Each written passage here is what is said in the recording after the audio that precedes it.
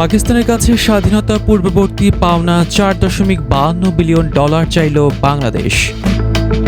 পাকিস্তানের কাছ থেকে 1971 সালে স্বাধীনতার আগের পাওনা $4.52 বিলিয়ন দাবি করেছে বাংলাদেশ।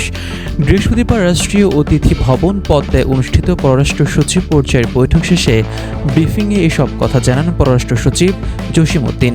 ব্রিফিংয়ে জসিম উদ্দিন বলেন, বৈঠকে 71-এর ক্ষমা চাওয়ার বিষয়ে তুলেছে বাংলাদেশ। ভবিষ্যতে এ নিয়ে আলোচনা চালিয়ে যেতে চায় পাকিস্তান। এছাড়া $4.52 বিলিয়ন ফেরত চেয়েছে বাংলাদেশ, তবে এ নিয়ে আরও আলোচনা চলবে। দীর্ঘ 15 বছর পর পাকিস্তানের সঙ্গে এ ধরনের বৈঠকে বাংলাদেশের পক্ষে নেতৃত্ব দেন পররাষ্ট্র সচিব জসিম উদ্দিন। এ সময় পররাষ্ট্র সচিব বলেন, আমরা বৈঠকে ঐতিহাসিক অমীমাংসিত বিষয়গুলো উত্থাপন করেছি। মুক্তিযুদ্ধের সময় পাকিস্তানি বাহিনীর নৃশংসতার জন্য আনুষ্ঠানিক ক্ষমা এবং পাওনা অর্থ নিয়ে আলোচনা হয়েছে।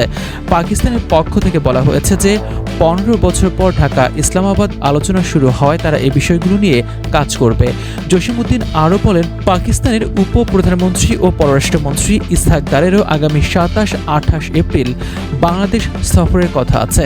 বাংলাদেশ ও পাকিস্তানের মধ্যে শীঘ্রই সরাসরি ফ্লাইট চালু হবে বলে আশা প্রকাশ করেন তিনি। 2010 সালের পর দুই দেশের মধ্যে প্রথমবারের মতো এমন বৈঠক হলো।